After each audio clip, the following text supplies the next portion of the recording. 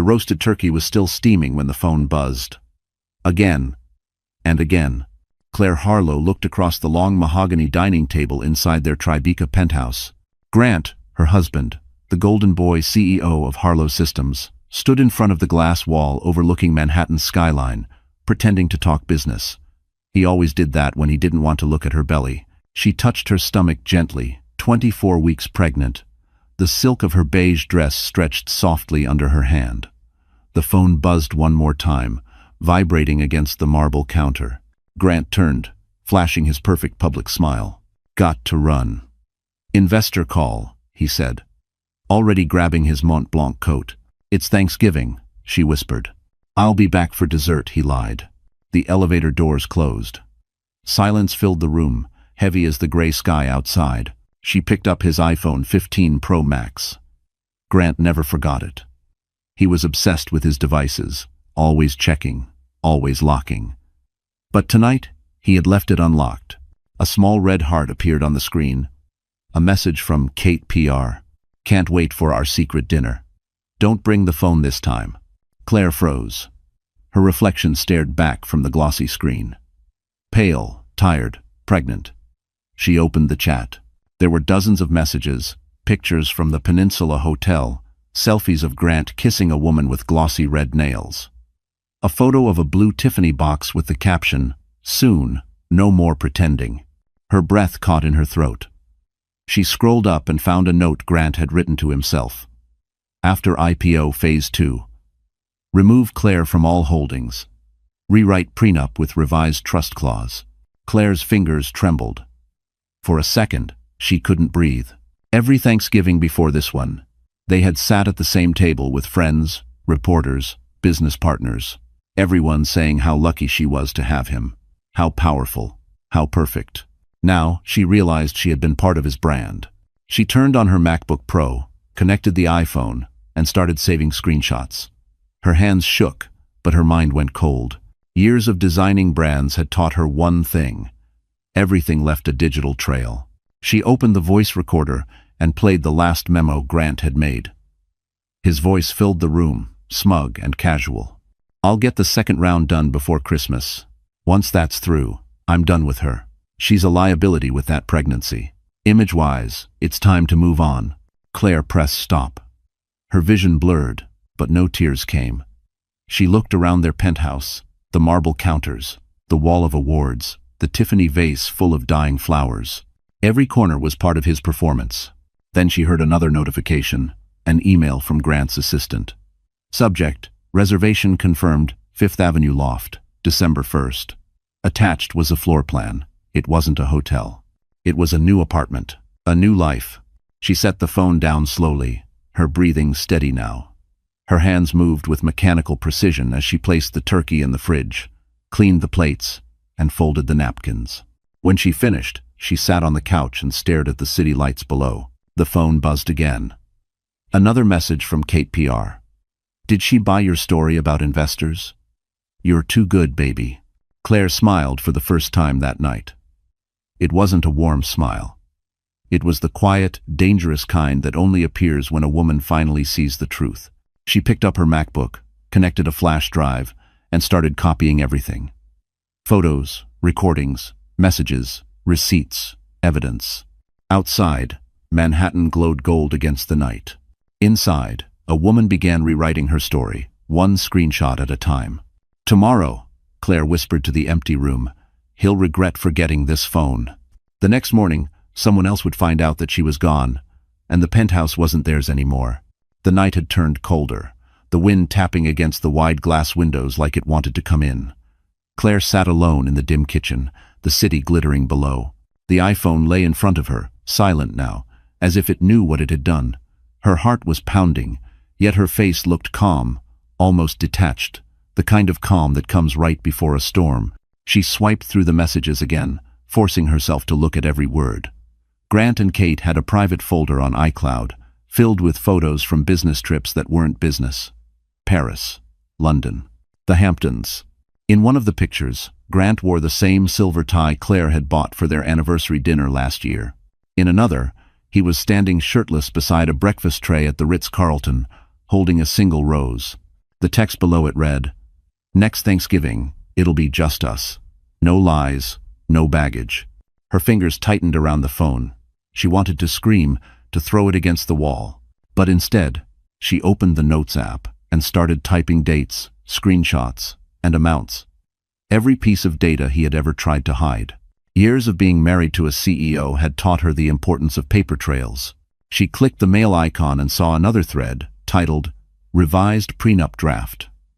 It was between Grant and a corporate lawyer she didn't recognize. The message read, "Ensure the asset redistribution takes effect post divorce. She doesn't need to know until filings are final. Send." Claire felt her chest tighten, a slow burn that spread through her ribs. She closed her eyes for a second and whispered, "He planned this." Her gaze landed on the Tiffany box she had seen in the photos. There it was, sitting on the shelf above the fireplace. She took it down, her hands trembling, opened it slowly. Inside was a delicate diamond bracelet, engraved with the initials K.H. Her initials were C.H. The difference was one letter, but it split her entire world in half. For a long moment, she just stared at it. The air in the room seemed heavier, pressing down on her like invisible hands. She finally whispered to the empty room, "You replaced me before I even left." Claire moved to her desk and opened her MacBook Pro again. She synced Grant's iPhone, backed up every file, and transferred them to an external drive.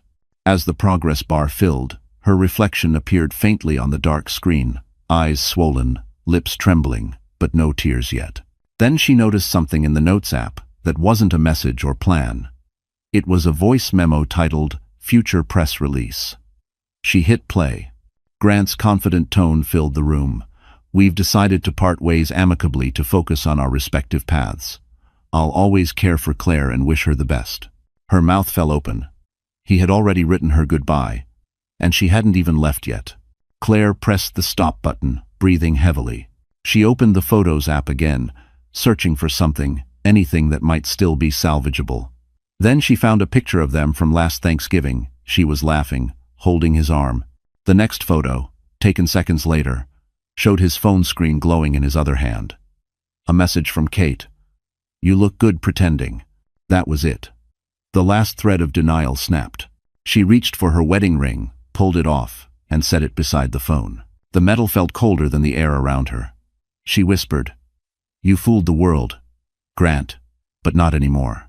Claire turned off the lights, leaving only the glow from the city outside. The iPhone buzzed one final time before going dark. Another message from Kate appeared briefly across the lock screen. Did she suspect anything? Claire's lips curled into a bitter smile. She picked up the flash drive and slipped it into her purse. Her next move wasn't revenge. It was survival. And by sunrise, she would make sure he lost everything he ever used her to gain. The city was still asleep when Claire finally stood from the couch. Her legs felt numb, her pulse too loud in her ears. She checked the clock, 4:13 a.m. The Thanksgiving lights outside the window had gone out, leaving only the cold shimmer of Manhattan in the rain. She reached for her phone, not Grant's, but her own, the one he never cared to track. For a moment, her thumb hovered over her contacts. She had no family left. Her brother had died in a car crash years ago, her mother's estate long settled. But there was one name, one person her mother once trusted more than any lawyer, any banker. Mason Reed. He was older than Grant, quieter, and too powerful to need attention. A private investor, he lived in silence but moved the markets. The last time she had seen him was at her mother's memorial. He had pressed a hand to her shoulder and said, "If you ever need safety, call me.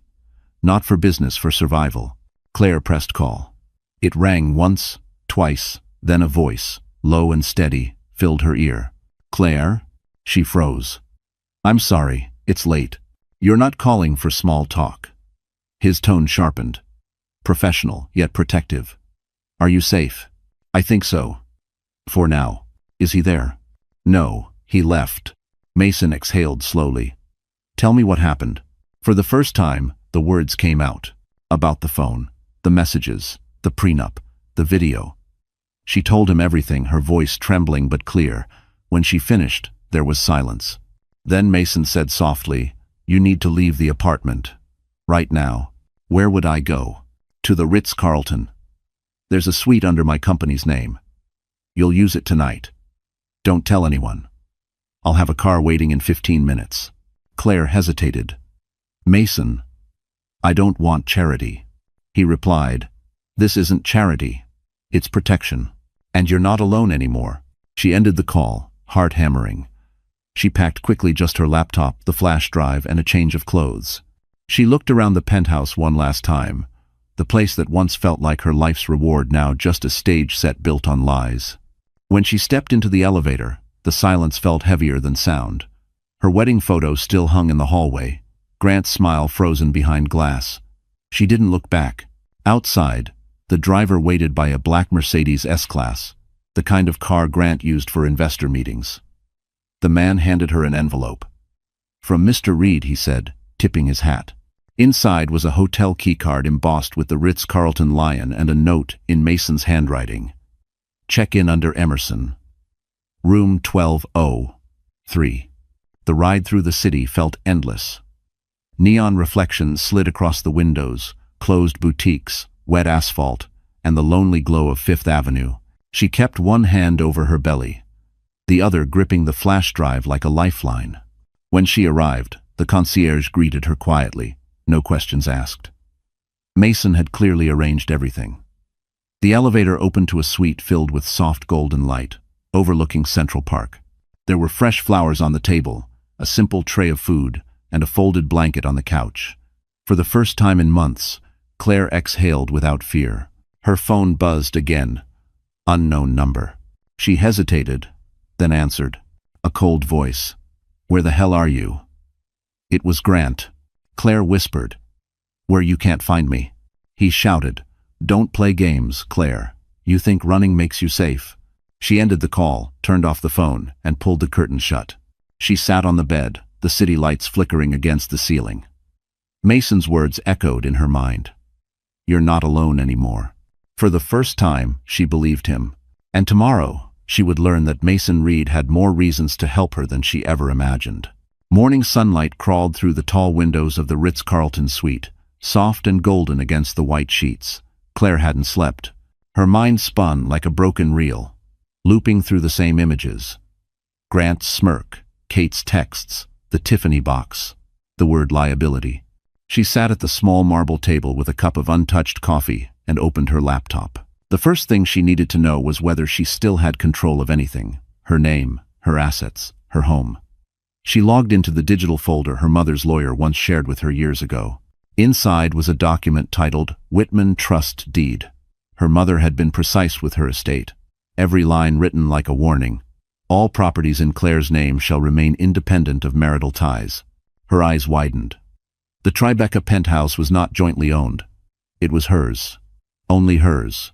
Grant had always made it sound like their home, but legally, he was just a resident. Claire's breath hitched as the reality sank in. The marble floors, the art, the view of the Hudson, every inch of that life he flaunted for magazines belonged to her, not him. She picked up the phone and dialed the number printed at the bottom of the document. Whitman Estate Office, this is Linda. Linda, it's Claire Harlow Whitman. There was a pause, then a tone of warmth. Oh, Mrs. Harlow. It's been a long time. Please call me Claire, she said softly. I need to ask about the Tribeca property. Does the trust still list me as sole owner? Yes, ma'am. That trust has never been altered. No joint ownership. No lien. Claire's lips parted slightly. Can I sell it? Technically, yes. The trust allows immediate liquidation without spousal consent. She thanked her, hung up, and sat perfectly still. The word sell echoed in her mind like a quiet drum. If she sold that penthouse, she could walk away with her child and never need Grant's money again. Her fingers trembled as she texted Mason. Can you find me a discreet real estate contact? Off market. The reply came seconds later. Already arranging one. Be ready for a call in an hour. Claire stood and walked toward the window. Below, Central Park stretched under the winter sun, patches of ice glinting like glass. She felt her baby kick for the first time since the night before. A faint flutter, a reminder that she wasn't fighting just for herself. We're going to be fine, she whispered, hand pressed against her belly. The hotel phone rang. "Mrs. Emerson?" A smooth male voice said. "I'm Jonathan Pierce from Sotheby's Private Realty. Mr. Reed mentioned, you have an off-market property to discuss." Within an hour, Jonathan arrived at the suite, tall, gray suit, the kind of man who spoke in low tones meant for secrets. He reviewed the documents quickly. "You're the sole owner," he confirmed. "At this address, I can have it appraised and under contract by Monday. There's a waiting list of cash buyers for that building. I want it fast and silent," Claire said. "Done," he replied. "We'll use a trust intermediary. The funds will clear to your personal account, not traceable through joint taxes." When he left, Claire stared at the skyline again. She thought of Grant, of how he used her home for interviews and charity galas, parading her as part of his success. The irony cut deep. The empire he built on her silence was about to crumble because of a detail he never bothered to check. Her phone buzzed, another message from Mason. "Everything's moving. Just breathe." She smiled faintly. For the first time, power felt real. Not loud, not male. Just quiet and absolute. And by the end of the weekend, Grant Harlow's empire would lose its foundation, literally. By the time the sun slipped behind the gray Manhattan skyline, Claire had spent the entire day in a trance of paperwork and whispered phone calls. Her nerves felt raw, but her mind was sharper than ever. She had confirmed the trust, the sale, and the backup of every document. Yet she hadn't eaten. The untouched tray of croissants beside her had gone cold hours ago. Her phone buzzed. A message from Mason. "I'm in the lobby." For a second, she hesitated. Seeing him meant stepping out of the fragile cocoon she'd built in that suite. The first place she'd felt safe in months. She took a deep breath, grabbed her coat, and rode the elevator down. The Ritz-Carlton lobby shimmered in golden light, decorated with crystal garlands and white poinsettias for the holidays. Guests moved quietly, their laughter soft and distant, like a world she no longer belonged to. Then she saw him. Mason Reed stood near the fireplace, tall and calm, wearing a charcoal coat and a gray scarf draped carelessly around his neck. He looked nothing like the boardroom shark she remembered from magazine covers. There was something grounded about him, an energy that didn't demand attention but commanded it naturally. When he saw her, he smiled gently, the kind of smile that reached his eyes. "You look like you haven't slept." "I haven't," she admitted. "Then let's fix that first. You can't fight if you're running on fumes." He led her to a quiet corner table in the hotel lounge. A waiter appeared instantly. "Chamomile tea, please," Mason ordered for her, "and black coffee for me." His tone was effortless authority, the kind Grant always tried to imitate but never truly had. When the waiter left, Mason leaned forward. "I made a few calls. The penthouse deal is already in motion. You'll have an offer within 48 hours. Claire blinked. "That fast?" "I used to own half that building," he said with a wry grin. "People still owe me favors." He paused, studying her. "How are you holding up?" "I'm functioning," she said softly. "But I keep thinking about the baby. He doesn't deserve any of this." Mason's voice lowered. "Neither do you." For a moment, the noise around them disappeared. Claire looked down, realizing how easily his calm steadied her heartbeat. "I'm not used to anyone fighting for me," she murmured. "Then consider it a late introduction to justice," he said. The waiter returned, setting their drinks down. Claire wrapped her hands around the warm cup. Feeling the first bit of heat return to her body. Mason reached into his coat and placed a slim envelope on the table. "What's that?" she asked. "An emergency card," he replied. "My driver's line, my attorney's number, and a trust account in your name, in case you need to disappear for a while." She frowned. "You set up an account?" "Your mother asked me to do it years ago," Mason said quietly. "She told me you might need it someday." Claire froze. "You knew my mother?" "Very well," he nodded. "She helped me once when my firm was collapsing. I promised her that if her daughter ever called me, I'd be there." Her eyes filled with tears before she could stop them. "She never told me. She didn't want you to live in fear," he said gently.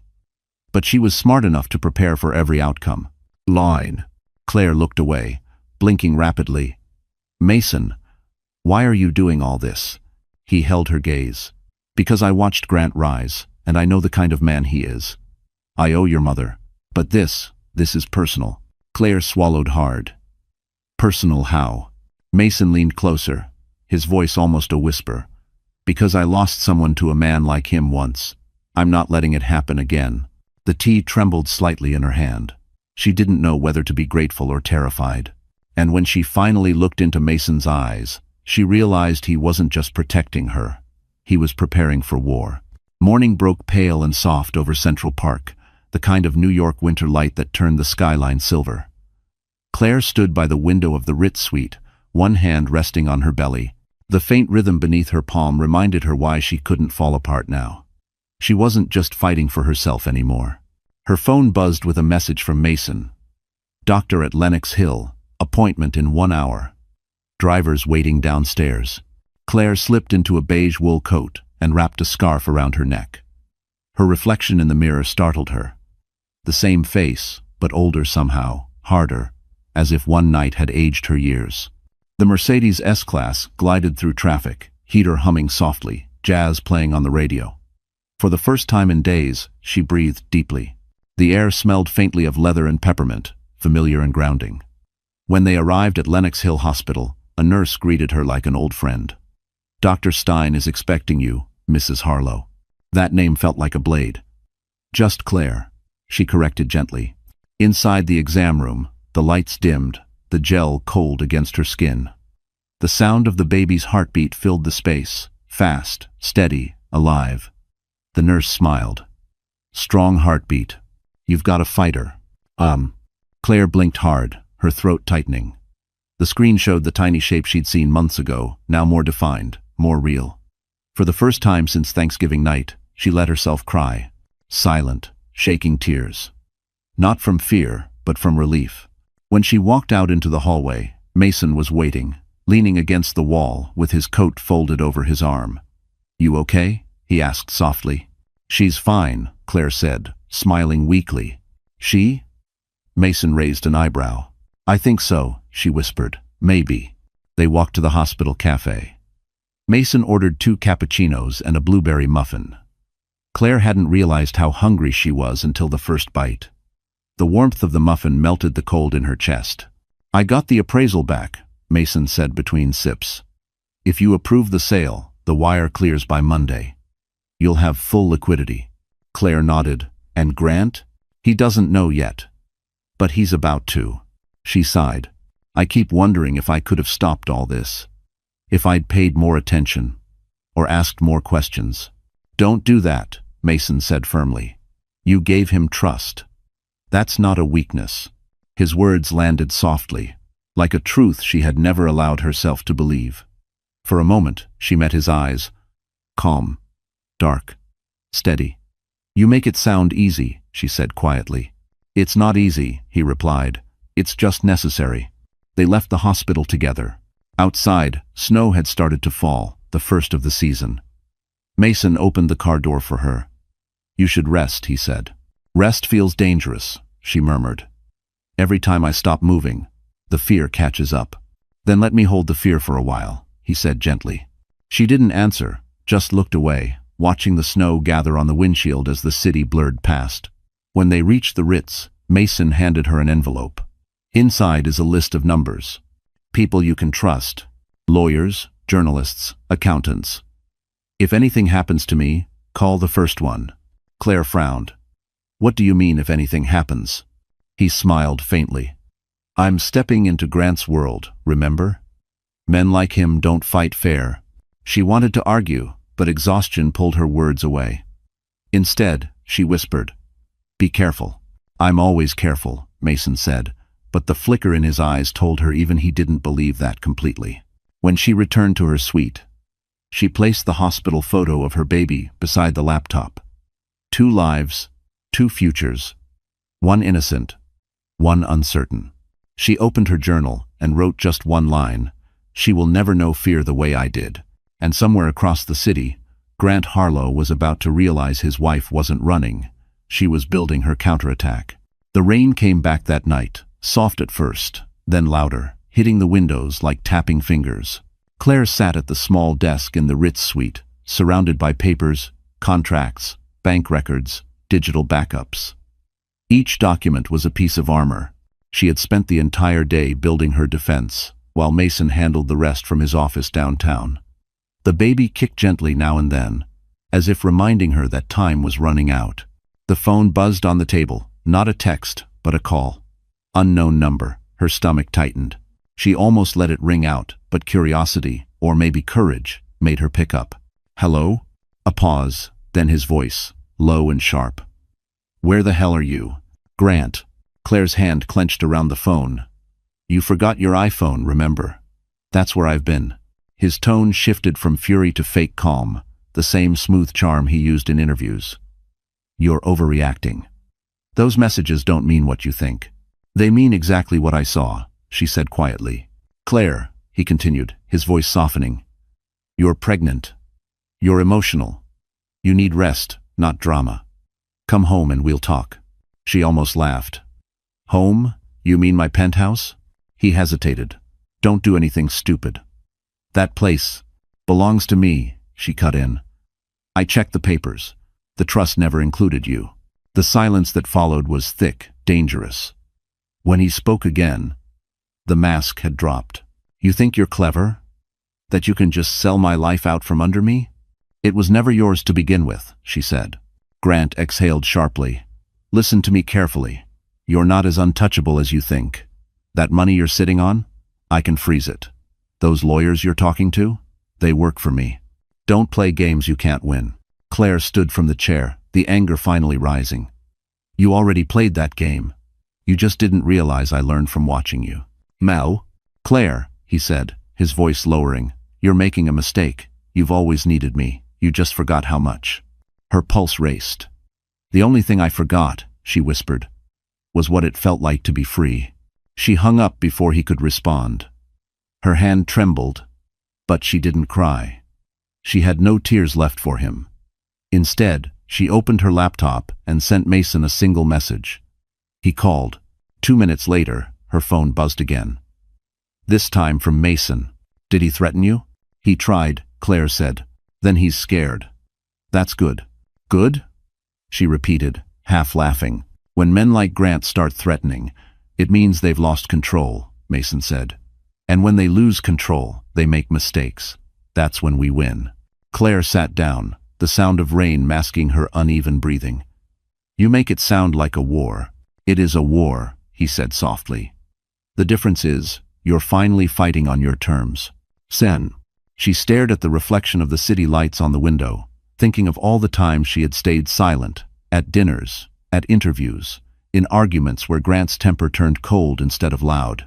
Silence had been her armor, but tonight, silence was the weapon. "Mason," she said after a pause, "what if he finds me?" "He won't," Mason replied. "I've already taken precautions. The hotel staff knows you under an alias. And if he does, I'll handle it." To one. Something in his voice made her believe him. When she ended the call, the rain finally slowed. The suite felt quieter, heavier, like the air before a thunderstorm. She glanced at the photo of the ultrasound on her bedside table. "He won't touch us," she whispered. Then she slid the phone into the drawer, locked it, and took one last deep breath. Because by morning, she wouldn't be hiding anymore. She'd be moving her first piece across the board. By sunrise, the rain had cleared, leaving Manhattan wrapped in a cold silver fog. Claire stood by the window of the Ritz suite, watching taxis weave through the early light.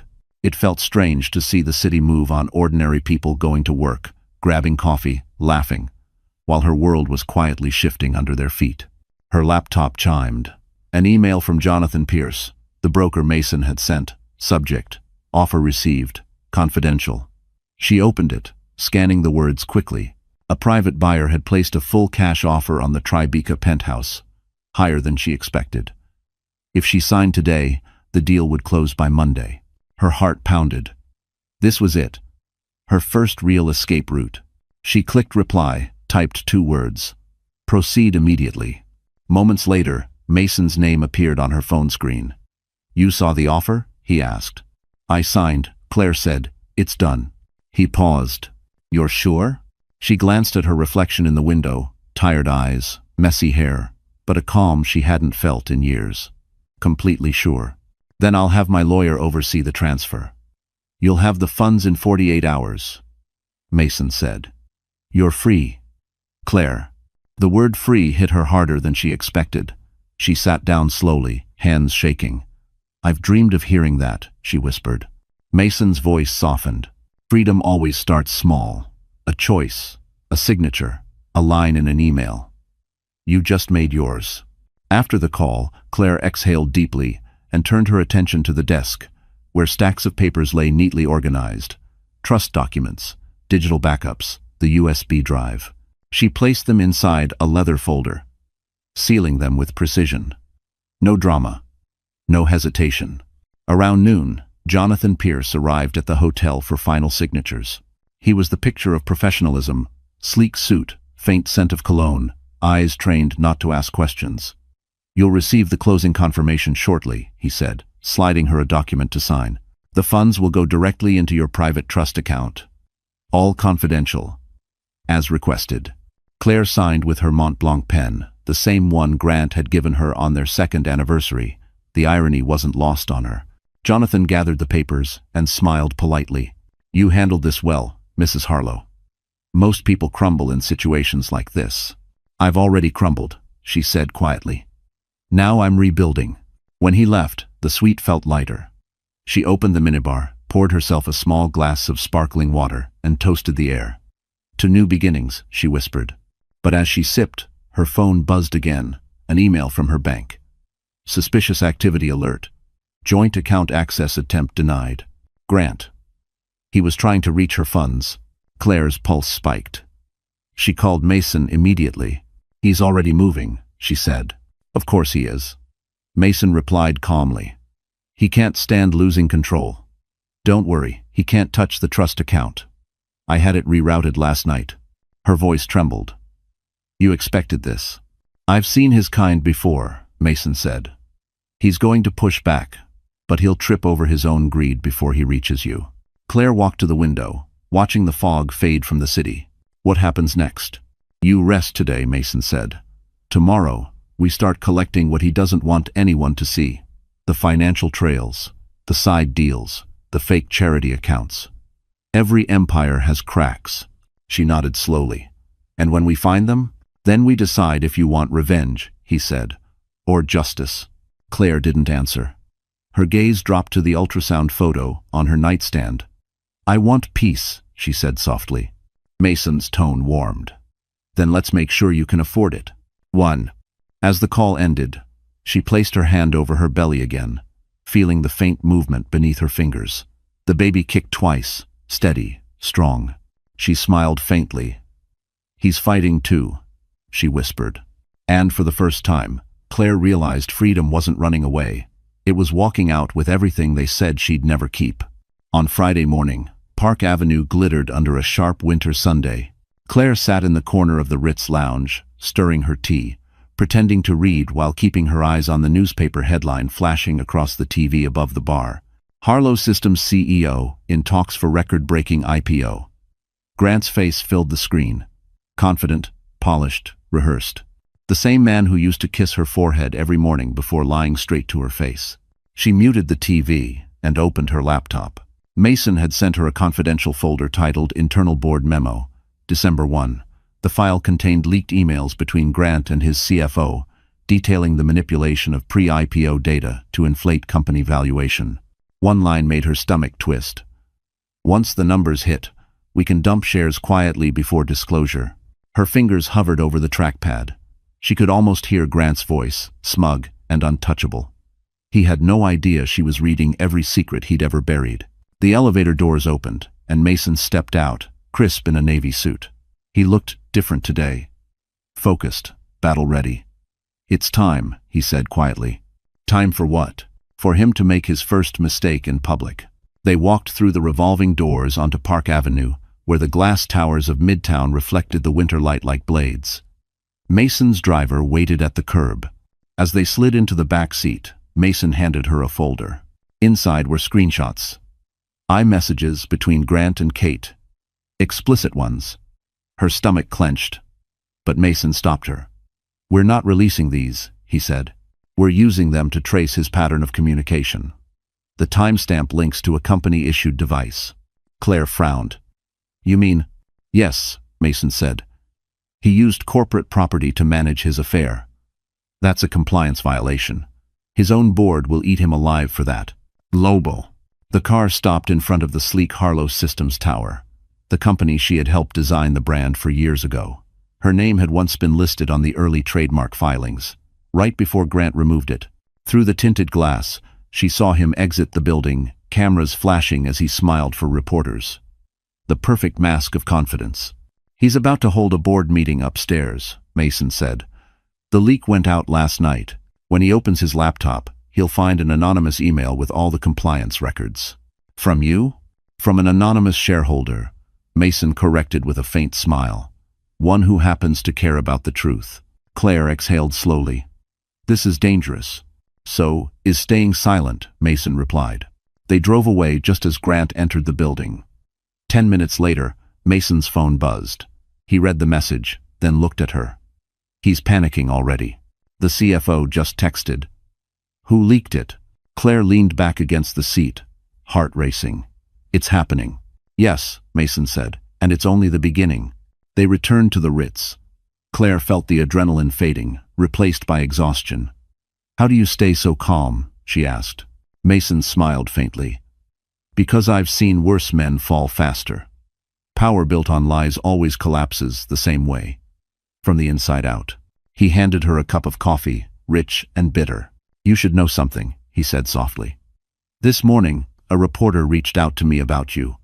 Someone's trying to leak your name into the story." "Grant," she whispered. Mason nodded. "I shut it down for now, but he's going to start painting you as unstable, pregnant, emotional, unfit. That's how men like him rewrite history."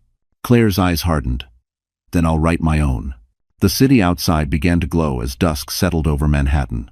Somewhere above them, Grant was probably yelling in a glass conference room, watching his empire tremble for the first time. Claire turned to Mason. "You said this was only the beginning.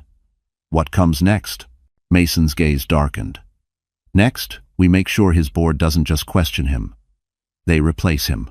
And as the lights of Park Avenue flickered on, Claire realized she was no longer a victim in his story. She was becoming the ending he never saw coming. The next morning, snow dusted the edges of Central Park like powdered sugar. The city looked peaceful, but Claire's chest felt tight. She woke before sunrise, staring at the ceiling, her mind racing with fragments. Grant's voice on the phone, the board leak, Mason's calm face in the back of that car. Everything was moving too fast. She sat up slowly, pressing her hand to her belly. The baby kicked faintly, a soft flutter that almost felt like reassurance. Still, her body trembled. Every choice she made now wasn't just about revenge or survival. It was about this tiny heartbeat depending on her. At 9, she had an appointment with her OB/GYN at Lenox Hill, the same Dr. Mason had found for her. The driver helped her into the Mercedes, its interior warm and quiet. As they drove through the morning traffic, she tried to breathe through the anxiety building in her chest. Her hands wouldn't stop shaking. When she arrived, the nurse greeted her with a warm smile. "Claire, good to see you again. Dr. Stein will be right in." Inside the small room, the monitor glowed blue. The doctor pressed the stethoscope against her belly and frowned slightly. "Your blood pressure is high," he said gently. "Stress?" She gave a weak laugh. "You could say that." "Claire," he said, meeting her eyes, "you need to slow down. Chronic stress can affect the baby. You have to find a way to rest, even if it's just breathing." She nodded but didn't promise. Rest wasn't something she could afford right now. After the appointment, she walked slowly through the hospital corridor, the smell of antiseptic sharp in her nose. She stopped by the window overlooking the city. The skyline stretched endlessly, cold and beautiful. How many women, she wondered, had stood in this same spot, trying to look strong while everything they loved fell apart? Her phone vibrated. A message from Mason. "Board meeting today. Grant called an emergency session. Don't panic. That means they're questioning him." She typed back. How bad could it get? His reply came seconds later. Bad enough that he might try to drag you in. Claire closed her eyes. The thought of being dragged into Grant's chaos made her stomach turn. She needed to protect her name, her child, her peace. But right now, all she could feel was exhaustion. Back at the hotel, she sank into the couch, pulling the soft blanket over her shoulders. Outside, snow kept falling, muffling the city noise. She scrolled through old photos on her phone. Her wedding day, the Hamptons summer, Grant holding her hand during their first ultrasound. It all looked so perfect. So staged. A knock interrupted her thoughts. When she opened the door, Mason stood there, holding 2 cups of Starbucks coffee. "You look like you need this," he said, stepping inside. "You read minds now?" she asked weakly. "Only yours," he teased. They sat in silence for a moment, sipping coffee. The warmth spread through her chest, grounding her. "He's unraveling," Mason said finally. "But that makes him dangerous. If he can't control the story, he'll attack you personally. We need to be ahead of that." "I don't want this to turn into a circus," she said softly. "It won't," Mason replied. "But if he goes after you, I'll make sure the world knows who he really is." His voice was steady, but his jaw tightened. Claire realized then that Mason wasn't just helping her out of obligation. He was invested, emotionally, maybe too much. She looked at him. "You think we can really win this?" He met her gaze without hesitation. "No," he said quietly. "I know we will." For the first time all day, she smiled. But as night fell over the city, Mason's phone buzzed again. He read the message, his expression darkening. "What is it?" Claire asked. He hesitated, then said, "Grant just left the building. He's coming for you." And as the first snowstorm of winter began outside, Claire realized the calm before the storm was over. The real fight had just found her door. By nightfall, Manhattan's sky had turned the color of steel. Claire stood at the Ritz window, watching the snow swirl beneath the streetlights. Her reflection stared back, pale, tense, unblinking. Behind her, Mason was on the phone, pacing with quiet precision. His voice was calm, but every sentence carried the weight of strategy. "Yes," he said into the phone. "I have the compliance records. We'll forward them anonymously through legal counsel." He paused, listening. "No, she stays out of it. Her name never comes up." He ended the call and turned toward her. "Grant's been moving company funds," Mason said. "Wire transfers to offshore accounts under Kate's name." Claire's jaw tightened. "He's hiding money?" "Not just money," Mason said. "Evidence. He used a shell company to move pre-IPO data, manipulating share prices. If this gets out, he's not just facing divorce. He's facing prison." She walked toward him slowly. "And you have proof?" Mason handed her a flash drive. "Everything. Emails, transfers, even security logs from his assistant's computer. He thinks he's untouchable. He's wrong." Claire took the drive, her fingers brushing his for a second. "You went into his system?" He smiled faintly. "Let's just say old habits die hard. I used to build companies like his. I also know how to take them apart." She looked at him carefully. "Why are you really helping me, Mason?" He didn't answer right away. "Because I've watched men like Grant burn everything they touch. And because you deserve a clean slate." Her chest tightened. "You make it sound simple." "It isn't," he said. "But justice never is." The sweet phone rang suddenly, breaking the moment. Claire flinched. Mason grabbed it before she could. "Yes?" he said. He listened, then frowned. "Front desk says Mr. Harlow's downstairs asking for you." Claire's stomach dropped. "He's here?" "Stay calm," Mason said. "I'll handle it." Before she could stop him, Mason slipped his coat on and walked out. Claire's heart raced as she watched the door close behind him. She moved to the window again, staring down 12 floors. The sight of the revolving glass doors below made her skin crawl. Grant, standing in the lobby in his tailored coat, hands in pockets, talking to the concierge. Her phone buzzed. A text from an unknown number. "You think hiding behind him makes you safe? He doesn't know what I have on him." Claire froze. What did Grant mean? Did he know something about Mason? Minutes later, Mason returned. "He's gone," he said simply, brushing snow off his shoulders. "What did you tell him?" "That if he came up, I'd call security and the board chair. He backed off, but he's angry. Claire's voice trembled. He texted me. Said you have secrets too. Mason's expression hardened. That's how he fights. He plants doubt. Don't let him. She stared at him. Do you? He met her eyes. Yes, but none that hurt you. The room fell silent. Outside, the snow thickened, the city glowing faintly through the storm. Claire sank onto the couch, her mind spinning.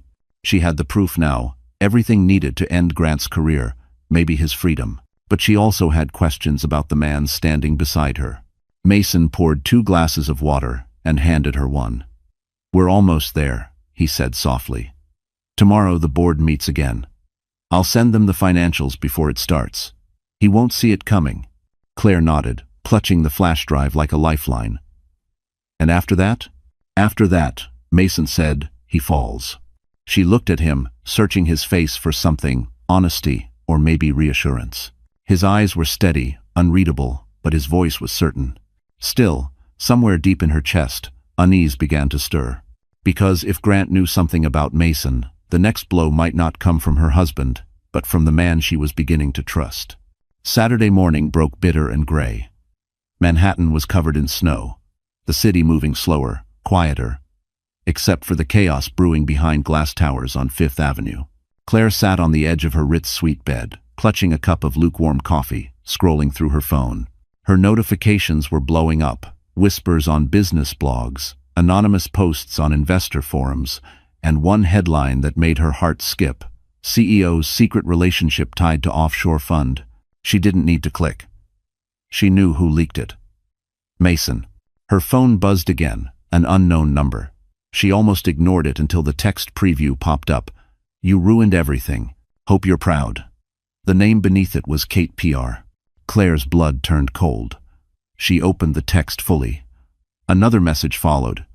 He's blaming me now. They're investigating my firm. You did this. Before she could respond, another ping came, a link to a TMZ article. She tapped it open and froze. A photo of Grant and Kate, hand in hand, leaving the Peninsula Hotel late at night. The caption screamed, "Tech power couple?" Or "Scandal waiting to explode." Her pulse quickened. Grant's face was furious even in the photo, jaw clenched, hand gripping Kate's arm too tight. The comments below were brutal. Isn't he married? Wasn't she his employee? That looks like a lawsuit waiting to happen. Claire sat perfectly still, heart pounding in her ears. It had begun. The storm Mason promised was here. Moments later, Mason walked into the suite, snow melting from his coat collar. You've seen it? He asked. She nodded. He's imploding. Good, Mason said simply, tossing his gloves onto the table. The board called an emergency press call for Monday. They can't keep it quiet anymore. Claire looked at him, searching his face. Kate texted me. She says he's blaming her. He is, Mason replied. He's trying to save himself. And she's panicking. She's not built for this kind of war. He opened his briefcase and pulled out a folder. Inside were screenshots, bank statements, and 2 plane tickets. He tried to send her to the Cayman Islands last night, Mason said. Wire transfer. $3.4 million to her account. Only problem. The SEC's already watching. Claire stared at the papers. You knew they'd catch her? I didn't have to, Mason said. She did it to herself. As if on cue, Claire's phone buzzed again. Another news alert. PR consultant detained at JFK in connection with securities inquiry. She covered her mouth, staring at the screen. Kate, the woman who'd laughed behind her back, who'd called her a liability, was being escorted out of the airport in handcuffs. The photo was already viral. Claire felt a strange mix of emotions. Relief, vindication, sadness. It's over for her, she whispered. For her, Mason said softly. Not for him. He sat across from her, his expression unreadable. Grant will throw her to the wolves. He'll say she acted alone. But when the feds dig into the transactions, his name will surface. That's when he breaks. Claire took a slow breath. You sound like you've done this before. I told you, he said. I've watched powerful men destroy themselves. All I ever do is hand them the match. She studied him for a long moment. And what happens to the people standing next to them? His eyes softened. They finally stopped burning. Outside, sirens echoed faintly through the snowstorm. Claire stood and walked to the window. Down below, news vans gathered on the corner, lenses pointed upward at the Ritz. The world was circling, waiting for the next piece to fall. Her phone rang again, a different tone this time. She picked it up and froze. It was Grant. The caller ID flashed across the screen. Grant Harlow, office. She didn't answer. Instead, she whispered to her reflection, "You built your empire on lies. Now watch it burn." So. And across town, in a Park Avenue boardroom, Grant Harlow realized his empire was collapsing, and his wife was the one holding the match. That night, the Ritz suite was dim except for the golden light spilling from a single lamp. The air smelled faintly of coffee and rain-soaked wool. Claire sat at the edge of the couch, her laptop open, headlines flashing across the screen. Every major outlet was covering the scandal. Grant's company stock had dropped 12% in a day. His board had scheduled a disciplinary meeting for Monday morning. But the noise outside didn't quiet the unease inside her. She couldn't stop thinking about what Grant had said in that text. "He doesn't know what I have on him. What could Grant possibly have on Mason?" She turned to look at him. Mason sat across the room, coat still on, sleeves rolled up, scrolling through his phone. The flickering light reflected off his jawline, sharp, deliberate, unreadable. For a man who had just helped dismantle a billionaire, he looked almost too calm. "Who are you really, Mason?" she asked finally. He looked up slowly. "You mean besides the man who saved you?" "I mean before that," she said. "Before me. Before all this." Mason leaned back, eyes fixed on her. "You wouldn't like the answer. Try me." He hesitated, then placed his phone on the table. "Grant and I used to be partners. Years ago, I helped him build Harlow Systems. I was the silent investor. But when the company went public, he pushed me out forged signatures, falsified documents, made it look like I'd sold my shares. Your mother was the only one who knew." Claire's eyes widened. "My mother knew?" "She did. She tried to expose him. That's why she created the trust in your name. It was her insurance policy. But before she could confront him, she got sick. She asked me to let it go. I didn't." Claire felt the room tilt slightly. "So this isn't just about helping me." "No," Mason said quietly. "It's about finishing what she started. But it's also about you." She stared at him. "Grant said he has something on you." Mason's lips curved in a humorless smile. "He's bluffing. He's been trying to dig into my records for years. But the only thing he'll find is that I'm not as clean as he pretends to be." Claire crossed her arms. "That's not exactly comforting." "I didn't say I was a saint," he said. "I said I'm on your side." "Well." She stood and walked toward the window, her reflection merging with the lights of the city. "You've been planning this all along." "Yes," Mason admitted. "But not like this. When you called me that night, I didn't expect this." Her pulse quickened. "Expect what?" He took a slow breath. "To care." The air between them shifted tense, electric. The city outside blurred into streaks of gold and white. Claire turned around.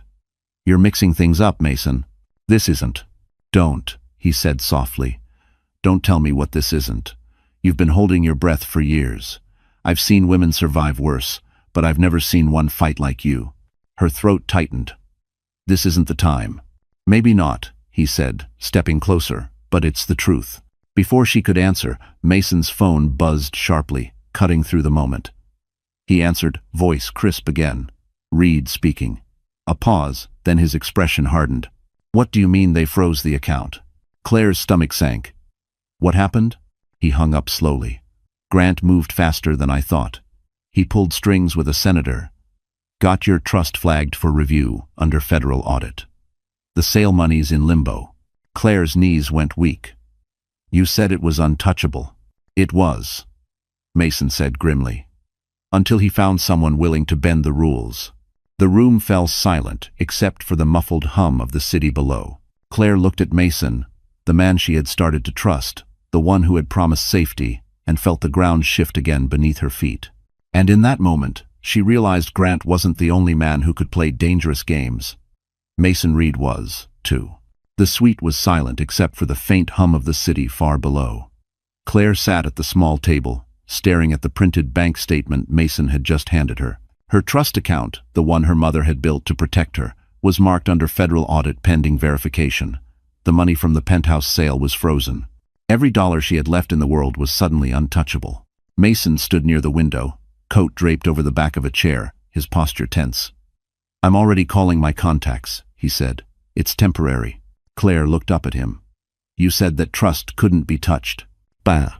It couldn't," he said, running a hand through his hair. "Not legally." "Then how?" She pressed. Mason exhaled. "Grant called in favors. There's a senator on the banking committee who owes him. They flagged the transfer under an anti-fraud review. It's dirty politics, but it buys him time." Claire laughed bitterly. "He's bleeding in the media, but he still finds a way to strangle me." "That's what men like him do," Mason said softly. "They fight even when they've already lost." She rose from her chair, walking to the window. The snow had stopped, leaving a ghostly haze over Manhattan. She could see Park Avenue glowing under the streetlights. The city that had once symbolized success now looked like a battlefield. "What do we do now?" she asked quietly. "We wait for my contact at Treasury," Mason said. "He can unfreeze the account, but it might take 48 hours. "I don't have 48 hours, Claire said.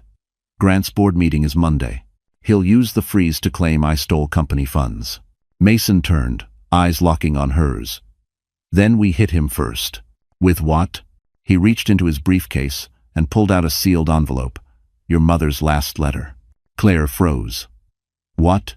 "She gave it to me before she died," Mason said gently. "Told me to give it to you only when you were ready to stop surviving and start fighting." Her hands trembled as she took the envelope. The paper was aged, soft, the handwriting unmistakable. Her mother's elegant script. She opened it carefully. "My darling Claire," the letter began. "If you are reading this, it means the man you trusted has turned into the kind your father once was. You are stronger than both of them. I built your trust, not just to protect you, but to remind you. Money is power, only if it's clean. But love, when it's true, is the only currency that multiplies when spent." Claire's eyes blurred. She swallowed hard and read the final line aloud. "When the time comes, forgive what you can and burn what you must." Mason's voice softened. "She knew you'd reach this point." Claire folded the letter slowly. She knew everything. He stepped closer, his tone gentler now. "You have something Grant doesn't moral ground. Use it." "Morality doesn't pay lawyers," she said with a faint, bitter smile. "No," Mason said, "but it wins people." "My comma." He handed her another folder. Inside were names, emails, whistleblowers. These are his former employees, the ones he fired for speaking up. If they testify, he can't spin it anymore. Claire closed the folder, her mind racing. "You're turning this into a war," she said quietly. "It already is one," Mason replied. "I'm just giving you a map." She looked at him, the faintest glimmer of gratitude and fear mixing in her eyes. "Why do you keep helping me?" He hesitated, then reached into his pocket and placed a small folded paper on the table, a check. "What's this?" she asked. "My investment," he said softly. "In you." She looked down. It wasn't a check for money. It was a promise note, handwritten. "When this ends, I'll be there. Not as your ally, but as your home." The words hit harder than any contract. And for the first time, Claire realized that Mason Reed wasn't just saving her life. He was risking his own heart to do it. Sunday morning came heavy and gray. The storm had passed, but the city looked bruised. Piles of slush on the sidewalks, clouds hanging low over the skyline. Claire woke to the sound of her phone buzzing on the nightstand. A dozen notifications lit up the screen. The first headline nearly made her drop it. Federal inquiry expands. Harlow Systems under investigation for securities fraud. She sat up fast, her pulse hammering. It was happening. Mason's plan had worked faster than either of them expected. But the victory felt fragile, like a glass about to crack. Mason was already in the suite's sitting room, sleeves rolled up, papers spread across the coffee table. "The board's called a full session for tomorrow," he said. "Grant's scrambling. He's offering to resign quietly in exchange for immunity." Claire blinked. "Immunity? He thinks he can walk away from this? Not if we move first." Mason handed her a document. It was a statement of claim, her formal declaration as a founding shareholder of Harlow Systems. The line that mattered most read, Claire Whitman Harlow, 15% ownership through Whitman Family Trust, Class A shares. She looked up. 15%? Your mother's original stake, Mason said. Grant hid it from you by moving the registration to a shadow trust. I had my legal team reverse it. Claire's hands shook. So, this makes me .coms. A voting shareholder, Mason finished. You can walk into that board meeting tomorrow and call for his removal. She stared at the paper, her throat tightening. For years, Grant had reduced her to a silent accessory, a name on his arm, a woman in his shadow. Now, on this single page, her name finally meant power. I don't know if I can face him, she whispered. Mason's voice softened. You don't have to be fearless. You just have to show up. He slid a Mont Blanc pen across the table. Sign it. Claire hesitated. What happens after? After you sign, everything changes, Mason said quietly. Your trust is reinstated. The company can't silence you. And Grant, he paused, his jaw tightening, loses the one thing he values most, control. She took a deep breath and pressed the pen to paper. Her signature was deliberate, elegant, final. As the ink dried, Mason exhaled. It's done. For a long moment, neither spoke. The only sound was the hum of the city outside, distant and restless. Then Claire whispered, My mother would have been proud. She would have been unstoppable, Mason said. Claire allowed herself a faint smile. Maybe it runs in the family. The moment was broken by the sharp vibration of Mason's phone. He checked the screen, his expression darkening. Grant just filed a counterclaim, he said. Already? He's accusing you of stealing company data. He's pushing for an injunction. Claire's breath caught. Can he do that? He can try, Mason said grimly. But it's desperation. He's losing ground. He paced to the window, phone pressed to his ear, giving rapid instructions to his attorney. Claire watched him, the calm precision, the quiet rage. She had never realized how dangerous loyalty could look until now. When he hung up, his shoulders relaxed slightly. He's boxed in. The SEC's closing in, and Kate's testimony seals it. By tomorrow, the board will have no choice but to strip him of his position. Claire leaned back in her chair, exhaustion washing over her. I thought revenge would feel colder, she said. This isn't revenge, Mason said softly. It's correction. She studied him, her voice quieter now. And after tomorrow? He looked at her for a long moment. After tomorrow, you start living again. I'll make sure of it. Outside, the snow began to fall again, soft, steady, cleansing. Claire looked down at the signature glistening under the lamplight. For the first time, her name wasn't just ink. It was freedom. And as night fell over Manhattan, the woman once erased from her husband's empire had just signed the paper that would erase him instead. Monday morning dawned clear and brutal. The storm had scrubbed the sky clean, leaving the city sharp as glass. Claire stood before the full-length mirror in the Ritz suite, fastening the last button of her navy coat. The reflection staring back at her wasn't the fragile woman who had found that phone on Thanksgiving night. Her eyes were steady now, her movements deliberate. She looked like someone about to reclaim her life. Mason watched quietly from the doorway. You're ready, he said. She smoothed the coat over her stomach, feeling the faint kick beneath her palm. Ready or not, she said. It's time. The black Mercedes waited downstairs. The streets shimmered with pale sunlight, the world too calm for what was about to happen. Claire's heart beat fast, but not from fear, from purpose. When they arrived at Harlow Systems headquarters on Park Avenue, the media vans were already there. Reporters clustered near the steps, microphones poised like weapons. Mason guided her through the chaos, one hand lightly at her back. The marble lobby still smelled the same. The faint scent of leather, steel, and expensive lies. A receptionist stammered when she saw Claire. Mrs. Harlow. I mean, Miss Whitman. The board is waiting in conference room A. Claire nodded, her voice calm. Tell them I'll be there in 2 minutes. She and Mason stopped outside the mirrored doors of the boardroom. She could see her own reflection. A woman in control. And beyond that, Grant, pacing at the far end of the long mahogany table. He looked thinner, angrier. His tie was loose, his charm gone. The king without his crown. Mason leaned close. "Remember what I said," he murmured. "Speak last. Always make them wait for the truth." Claire nodded, then pushed open the doors. Every head turned. The room fell silent except for the hum of the city beyond the glass walls. Grant froze mid-step. "You shouldn't be here," he said, voice sharp. "I own 15% of this company," Claire replied evenly. "I have every right to be here." The chairwoman cleared her throat. "Miss Whitman, we received your ownership filing. Is it true your trust holds 15% of Class A shares?" "Yes," Claire said. "My mother was an original investor. The paperwork was buried by my husband." Grant slammed his fist against the table. "This is absurd. She's fabricating." "Enough," the chairwoman said sharply. "We've reviewed the documents. Her claim checks out." Claire placed a small folder on the table. "And since we're being transparent," she said, "here are copies of the wire transfers to offshore accounts under your name and Miss Keller's. I assume the SEC will appreciate these." Grant's face went pale. "You don't know what you're doing." "I know exactly what I'm doing," she said softly. "I'm ending what you started." The board erupted into whispers. The chairwoman raised a hand. "Effective immediately, Mr. Harlow. You are suspended pending investigation." Grant spun toward Claire, eyes blazing. "You'll regret this," he hissed.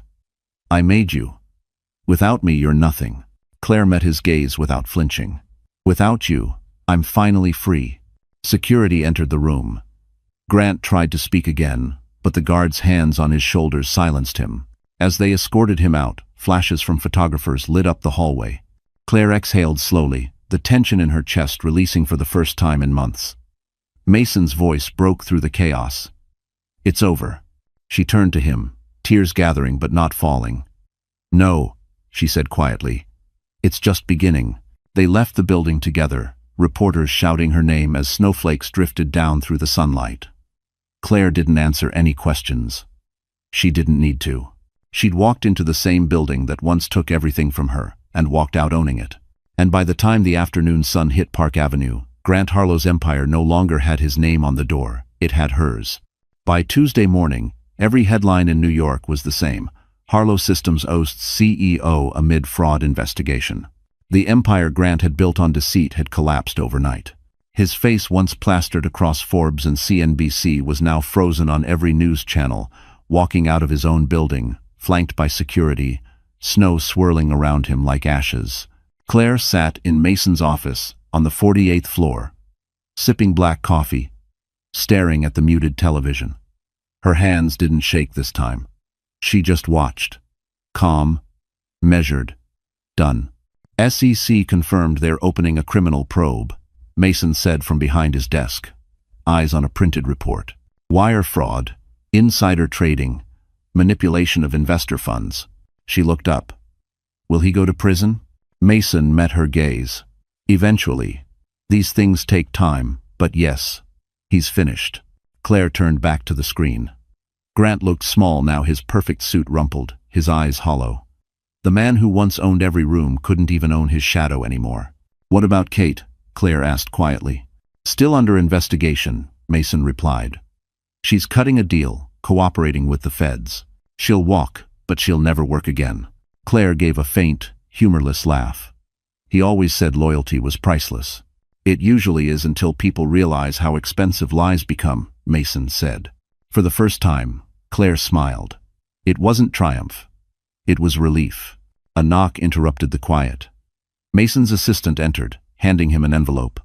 Courier from Harlow Systems Board. Mason opened it, scanned the contents, then handed it to Claire. It was a formal statement. The board of directors recognizes Miss Claire Whitman Harlow as interim acting chair pending restructuring. Claire blinked. They want me to lead. Mason nodded. You're the largest legitimate shareholder. They trust you more than anyone left. Her mind reeled. She had expected freedom, not leadership. I don't want his empire, she whispered. Mason leaned forward. You don't need to want it. You just need to use it. Rebuild it the right way. Make it clean. Bye. Claire stared at the paper. For years, Grant's name had represented everything corrupt and cruel about ambition. Maybe this was her chance to rewrite what Harlow meant. "I'll do it," she said finally. "Good," Mason said softly. "Then let's start by renaming it." She smiled faintly.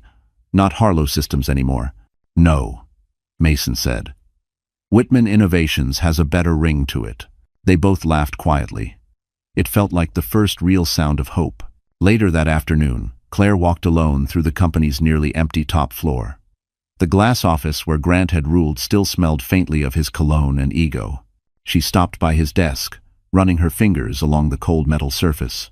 Inside the drawer, she found the Mont Blanc pen he used to sign every contract, the same one she had once used to sign her silence. She picked it up, turning it slowly between her fingers, then dropped it into the trash. "Goodbye, Grant," she whispered. Her phone buzzed an unknown number again. A text. "You think this is over? You just inherited my enemies." Her breath caught. For a moment, fear returned like a ghost. Then she smiled bitterly. "At least they'll underestimate me too," she thought, and deleted the message. That night, Mason met her at the Ritz. They stood by the window, looking out at the city. "You did it," he said softly. Claire shook her head. "We did it. You." Mason turned toward her, his voice gentler now. "So what happens next, Chairwoman Whitman?" She smiled. "I think I rebuild. But first, I rest." He chuckled.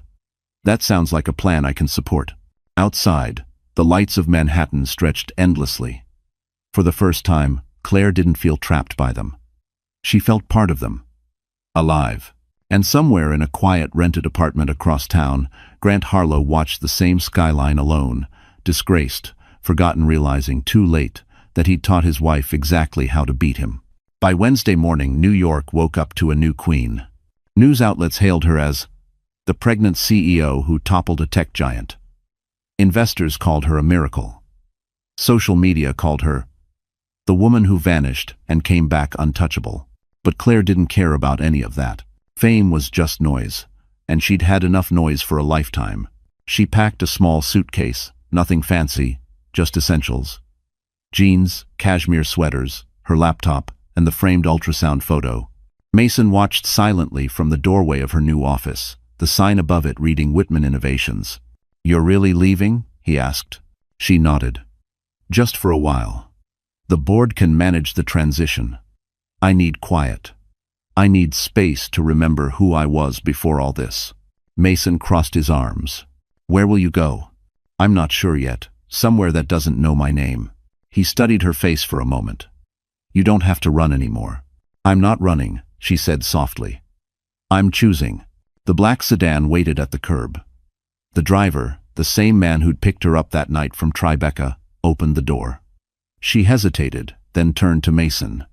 "You've done enough," she said. He shook his head. "Not even close."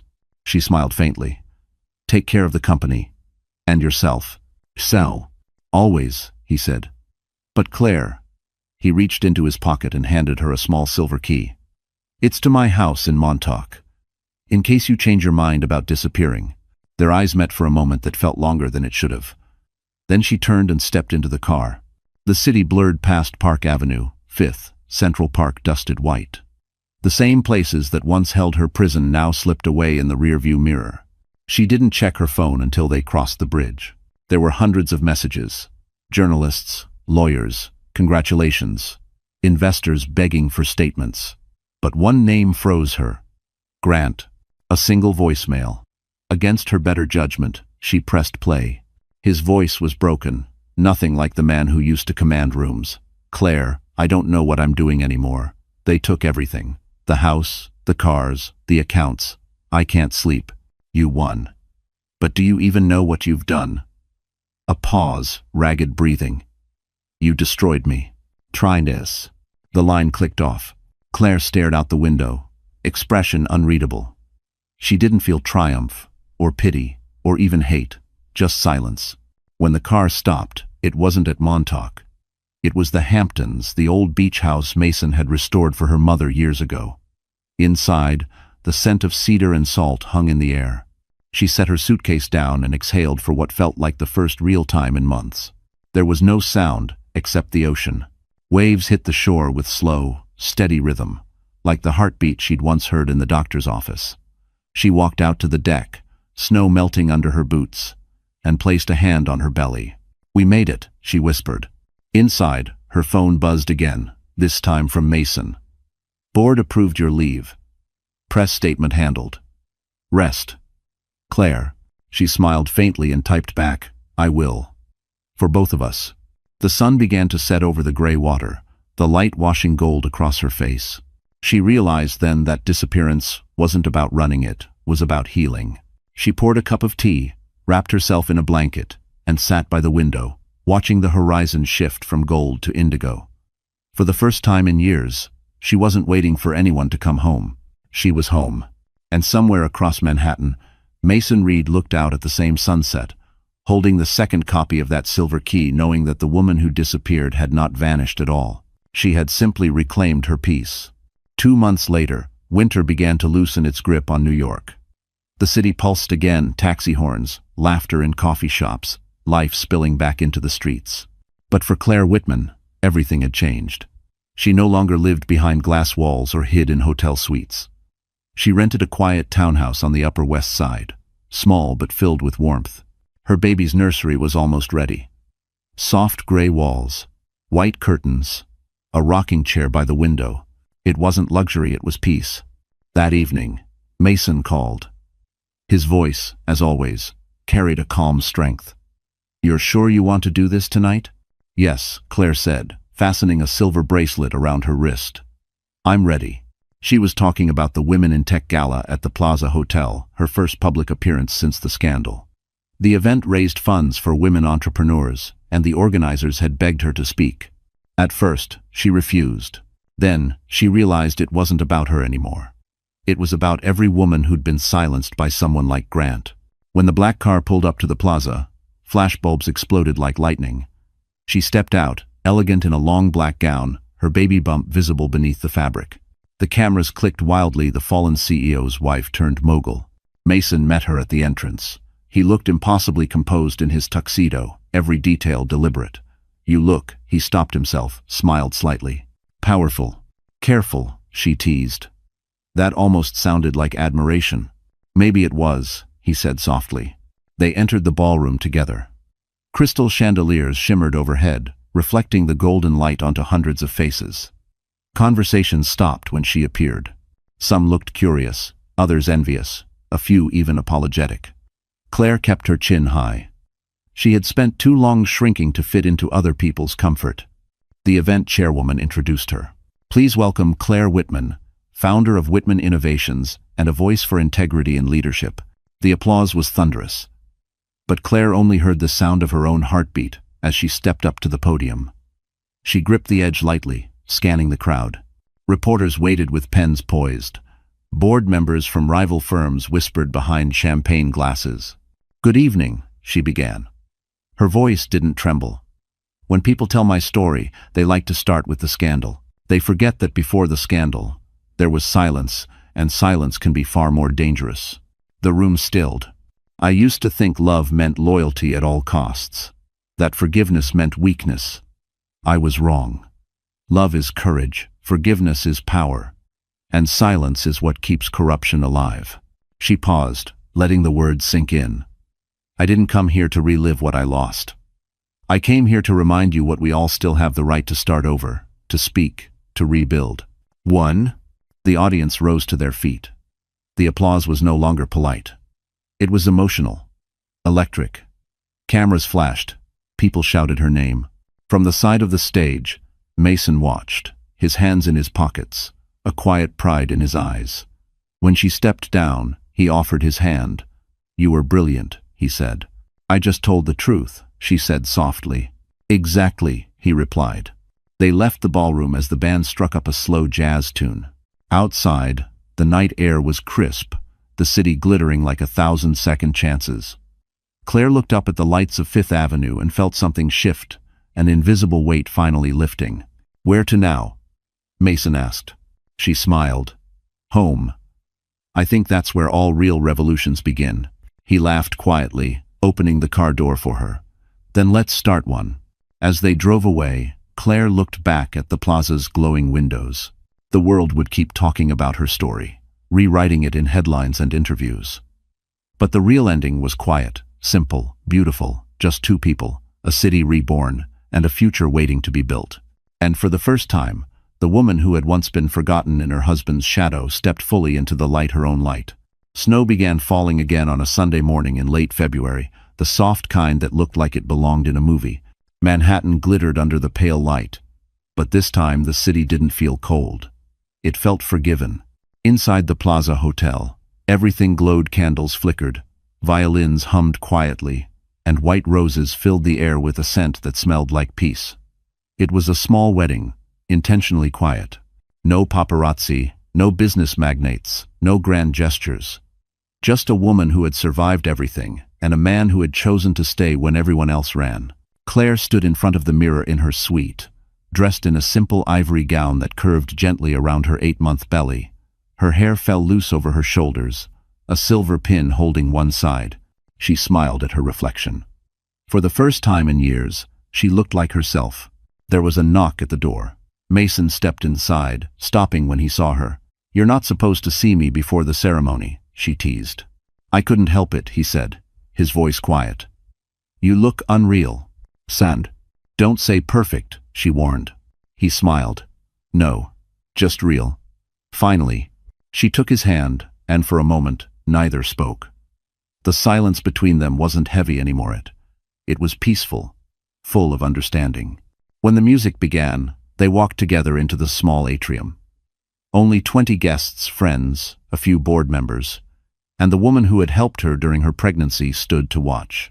Snow drifted against the glass roof, the city lights twinkling beyond. The officiant smiled.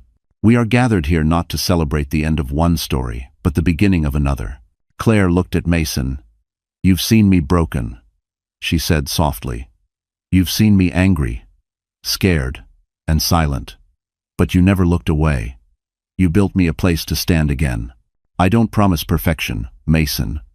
I promise honesty." His eyes glistened as he took her hands. "You've taught me what power actually looks like.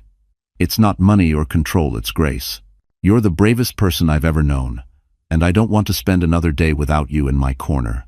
The officiant smiled. "Then, by the power vested in me by the state of New York, I now pronounce you husband and wife." They didn't kiss immediately. They just stood there, forehead to forehead, laughing softly through tears as snow kept falling outside. When they finally did, it was gentle, deliberate, and full of everything left unsaid. Later, in the ballroom, a jazz trio played quietly while guests toasted with champagne. Claire sat beside Mason, her hand resting on her belly. "He's kicking," she whispered. "He knows," Mason said with a grin. "His parents just started a new chapter." She looked out the window, where Park Avenue shimmered in the distance. "Do you ever think about him?" she asked. "Grant?" Mason's tone didn't hold anger, just memory. "Sometimes. Mostly, I think about what he taught us." "Pove. That pain can't kill you if you turn it into purpose," Claire said. "Exactly," he replied. A soft knock interrupted them. A hotel staff member entered, handing Claire a small velvet box. "Delivered anonymously, ma'am." She opened it carefully. Inside was a gold wedding band, hers, the one she'd left behind the night she fled. A note rested beneath it. "You were right. Freedom looks better on you." Gee. Claire stared at it for a long time, then closed the box. "Let it stay in the past," she said. Mason nodded, and together they placed it on the table behind them, an artifact, not a wound. The band struck up another song, slow and familiar. Mason stood, offering his hand. "Dance with me, Mrs. Reed." She laughed, letting him pull her close. "You know I can't dance right now." "Then we'll sway," he said softly. Swaying is still dancing. Hollow. And so they did slowly, quietly, in the golden light of the Plaza Hotel while snow fell over New York like forgiveness itself. The woman once betrayed had rebuilt everything: her voice, her power, her peace, and now, her forever. So, that's how our story ends. My friends. You're still here, aren't you? If you've made it all the way to this moment, maybe something in Claire's journey touched your heart in a quiet, personal way. Her story isn't just about betrayal or revenge. It's about healing. It's about finding peace after chaos and remembering, as Marcus Aurelius once wrote, the happiness of your life depends upon the quality of your thoughts. No matter what broke you, no matter who left you, still get to choose how the story ends. Like Claire, you can turn pain into power and heartbreak into rebirth. The Stoics remind us that we can't control what happens, but we can always control how we rise afterward. That's the real victory when your peace can't be taken away anymore. So take a deep breath.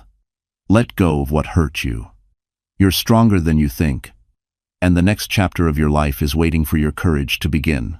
If this story reached you, even just a little, do me one favor, hit that like button, share this with someone who needs a reminder to stand back up, and don't forget to subscribe.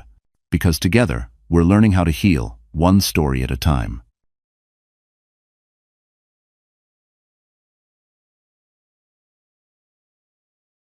The crystal champagne flutes shattered against marble as millionaire husband Marcus Chen's fist connected with his pregnant wife's ribs for the 100th time that night. At their 5th anniversary gala, while 300 guests pretended not to notice the bruises blooming beneath her designer gown, unaware that the trembling woman he was destroying carried not just his child, but a secret that would make him wish he'd shown mercy. Unaware, her father watching from the shadows wasn't just another wealthy guest, but the most powerful CEO in the nation, who'd been searching for his missing daughter for 20 years. But would Marcus realize his catastrophic mistake before her father revealed himself, or would his own arrogance blind him to the identity of the silver-haired man, now walking toward them with eyes that promised to crush everything Marcus had built forever? The Georgetown ballroom glittered like a jewelry box, 5 crystal chandeliers casting prismatic light across faces that knew the price of everything and the value of nothing. Sarah Chen pressed her hand against her stomach 6 months along, though you'd barely know it beneath the flowing emerald silk her husband had selected that morning. The fabric was expensive enough to feed a family for a year, but it couldn't hide the finger-shaped bruises on her upper arms or the way she flinched when Marcus touched her shoulder. "Smile," he hissed into her ear, his grip tightening until she felt her bones compress. "You're embarrassing me in front of the Hendersons. They're worth 40 million and you look like you're at a funeral." She smiled. She'd learned long ago that survival meant compliance. The Sarah who dreamed of becoming an architect, who'd spent hours sketching buildings that touched the sky, had died somewhere between the honeymoon and the first time Marcus had slammed her against their kitchen counter for overcooking his steak. This Sarah, the one who existed now, was smaller, quieter, more careful. Across the ballroom, a silver-haired man in an impeccably tailored suit stood motionless, his champagne glass frozen halfway to his lips. Robert Thornton, CEO of Thornton Global Industries, a man whose net worth exceeded the GDP of small nations, stared at the pregnant woman in emerald silk with an expression that made his security detail exchange worried glances. His hand trembled so violently that champagne sloshed over the rim. "Sir?" His head of security, James, stepped closer. "Are you all right?" Robert couldn't breathe. 20 years. 20 years of private investigators, dead-end leads, and nights spent clutching a photograph of a 3-year-old girl with dark curls and his wife's smile. His daughter, his Elizabeth, the child who'd vanished from a park playground while he'd been on a conference call too important to interrupt. The daughter whose disappearance had killed his wife 3 years later, her heart simply giving up from grief. The woman across the ballroom had Sarah written on her name tag, but Robert saw his Elizabeth in every line of her face. The distinctive Thornton jaw, the slight upturn of her nose that had belonged to his grandmother. And they're just visible when she turned her head, a small birthmark shaped like a crescent moon behind her left ear. He'd spent 2 decades memorizing that birthmark from photographs. "Find out everything about that couple," Robert commanded quietly, his voice carrying the steel that had built empires. "The woman in green and the man attached to her like a parasite. Everything. I want names, addresses, financial records. And I want to know why she's standing here like she's terrified." Sarah felt the weight of someone's stare and glanced up, meeting the silver-haired man's gaze across 50 feet of polished marble. Something flickered in his eyes. Recognition? Impossible. She didn't know anyone here except through Marcus's business connections, but the man was looking at her the way.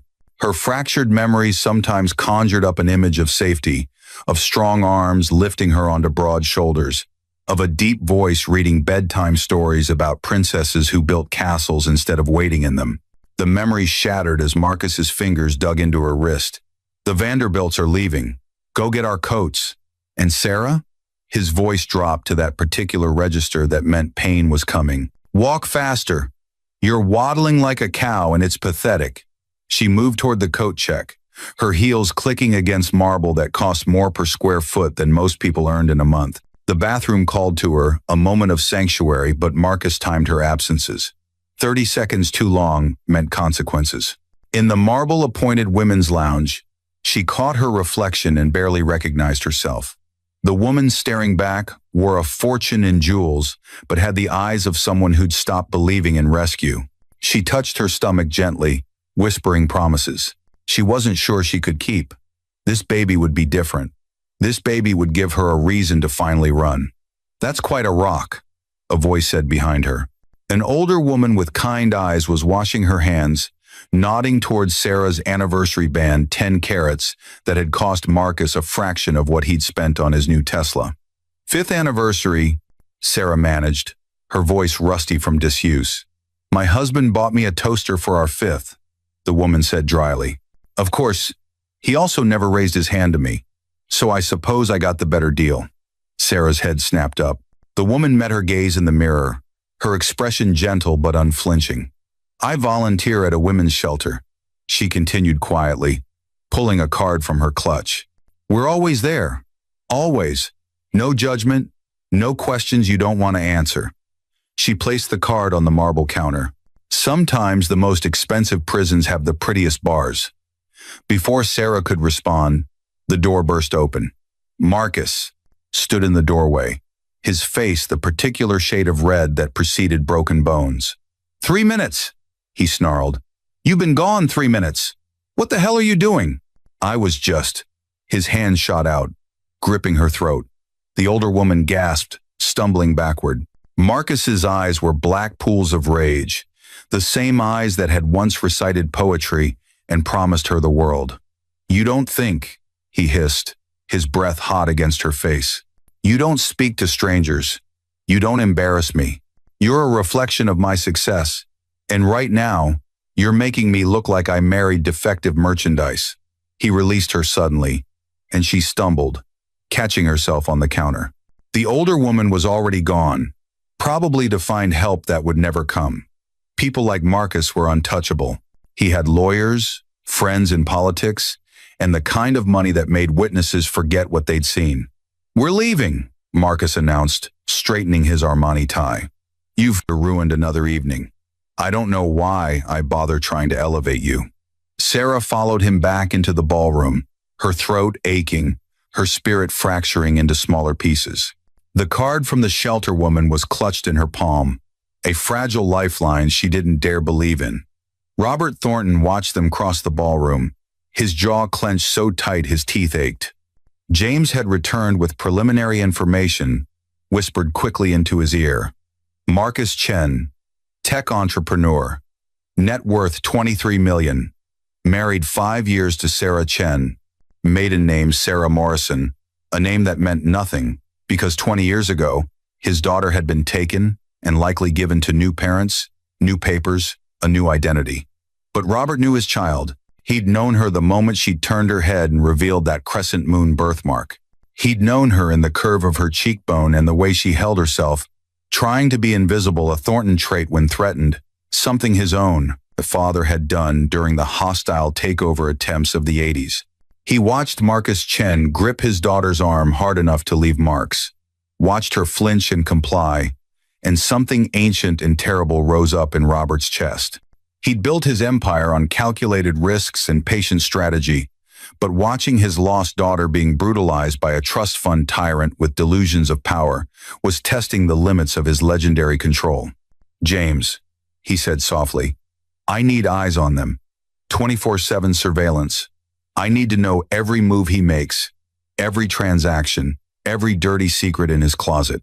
And I need it yesterday." Consider it done, sir. And James, keep the team close. When she needs extraction, and she will, I want us ready to move in 60 seconds. Marcus's Tesla pulled up to the valet stand. He walked ahead, leaving Sarah to navigate the marble steps alone in 4-inch heels while 6 months pregnant. She stumbled on the third step, catching herself on the brass railing. No one helped her. People like Marcus cultivated crowds that looked away. Inside the car, the real anniversary celebration began. The one where Marcus's mask dropped completely and the millionaire husband became the monster he'd always been beneath the suits and charity donations. "You humiliated me," he began, his voice conversational as he pulled into traffic, disappearing into the bathroom for 3 minutes when the Vanderbilts wanted to discuss their portfolio. "Do you have any idea what that costs me? Every second you're not performing your role perfectly is money out of my pocket." "I'm sorry," Sarah whispered, the words automatic. "Sorry?" His laugh was sharp enough to draw blood. "Sorry doesn't rebuild my reputation. Sorry doesn't erase the way you flinched when I touched you, making me look like some kind of wife-beater in front of half of Georgetown's elite." The irony would have been funny if Sarah had any humor left. Instead, she focused on breathing, on making herself smaller in the leather seat, on protecting the baby that kicked against her ribs as if it could sense danger. "You're pathetic," Marcus continued, warming to his theme the way he always did. "I pulled you out of that nowhere state school, gave you a life beyond your wildest dreams, and you can't even maintain basic appearances for 5 hours. My friends are starting to ask questions. Why does your wife always look scared? Why doesn't she ever smile? Do you know what that does to my social standing?" They pulled into the circular driveway of their Potomac estate, 6 bedrooms, a pool, and enough security cameras that Sarah had stopped trying to find blind spots years ago. The house that everyone envied was her prison, and Marcus held every key. 18 months after the divorce was finalized, Catherine Jo stood on the stage at the Forbes Women's Summit in Manhattan, her daughters Emma and Charlotte in the front row with her mother, and told a version of her story that was carefully edited for public consumption, but no less true in the parts that mattered. The audience of entrepreneurs and executives listened in rapt attention as she described building a multi-billion-dollar empire while maintaining complete anonymity, then making the strategic decision to step into the public eye after her divorce. She talked about the challenges of being a single mother, running a conglomerate, the importance of teaching her daughters that power wasn't something to hide or apologize for, and the freedom that came from finally living as her whole self, instead of the diminished version she'd performed for years. What she didn't mention was the satisfaction she'd felt watching her ex-husband's career implode, or the cold efficiency with which she dismantled every success she'd quietly built for him and her former best friend. Some revenges were meant to be private. Daniel Hayes was in the audience, though Catherine didn't know it until after her speech, when he approached during the networking reception, looking older than his 34 years, wearing a suit that was nice, but not the Brioni he used to prefer back when he could afford 4-figure tailoring. Catherine's security detail tensed when he got close, but she waved them off with a subtle gesture, curious despite herself about what the man she'd once loved enough to hide her empire for could possibly want to say now. He looked nervous in a way she'd never seen during their marriage. That cocky attorney, confidence completely gone, replaced by something humble and broken that would have satisfied her 18 months ago but now just made her tired. "Catherine," he said, and even the way he used her first name felt presumptuous, like he was claiming a familiarity he'd forfeited when he walked out. "I just wanted to say, your speech was incredible. You're incredible. I always knew you were special, but I didn't understand how special until it was too late." Catherine sipped her champagne and studied the man who'd fathered her children, trying to reconcile this diminished version with the person she'd thought she'd married back when they were broke students dreaming about the future. Daniel had landed at a mid-size firm in New Jersey after Hayes and Partners asked him to leave, taking a 60% pay cut and a position that would never lead to partnership. She knew this because Marcus still monitored Daniel's situation with the thoroughness Joe Holdings applied to all potential liabilities. though Catherine rarely asked for updates anymore. She also knew that Jessica Morrison had moved back to Ohio after Morrison Marketing collapsed under the lawsuits and debt, that the relationship between Daniel and Jessica had lasted exactly 3 months after Catherine's Wall Street Journal profile destroyed any illusions they'd had about their own importance. The poetic justice of watching them turn on each other, once the fantasy crumbled, had been satisfying for approximately 1 day before Catherine realized she didn't actually care what happened to either of them. Indifference, she discovered, was the final stage of moving on, the point where someone's suffering stopped mattering because they simply didn't matter anymore. "You didn't know I was special," Catherine corrected gently, not unkindly, just stating a fact. "You knew I was useful. You knew I made your life easier. But you never actually saw me, Daniel. If you had, you would have noticed that the consulting work that supposedly paid our rent was actually managing a multi-billion-dollar empire. You would have wondered why our house cost $3 million when your salary couldn't support that mortgage. You would have asked questions about where the money came from instead of just accepting that somehow everything always worked out." Daniel flinched but didn't argue, which Catherine appreciated because it suggested he'd at least achieved some self-awareness during his fall from grace. "I know," he said quietly. "I was arrogant and blind, and I threw away the best thing in my life because I couldn't handle not being the important one. I destroyed our family because of my ego. And I know I can never fix it or make it right or earn forgiveness. I know that. But I wanted you to know that I see it now. I understand what I lost." Catherine felt nothing at his admission. No satisfaction or vindication or even the faint echo of old feelings, just a vast neutrality that was somehow more final than anger ever could have been. "The custody arrangement is working well," she said, changing the subject because Daniel's remorse wasn't her problem to absolve. "Emma loves her weekends with you, and she's excited about starting kindergarten next month." Daniel's face softened at the mention of their daughter, and Catherine knew that whatever else he'd destroyed, he did genuinely love Emma and was trying to be a good father within the limited time the custody agreement allowed. She'd given him standard visitation rights every other weekend, 1 evening per week, not because he deserved more, but because Emma deserved a relationship with her father, even if that father had proven himself catastrophically inadequate as a husband. Charlotte he saw less frequently, the baby not old enough to handle overnight visits yet, but Catherine had agreed to supervised afternoons when Daniel's schedule permitted. She wasn't punishing her daughters for their father's failures, even if she'd absolutely punished their father for those same failures.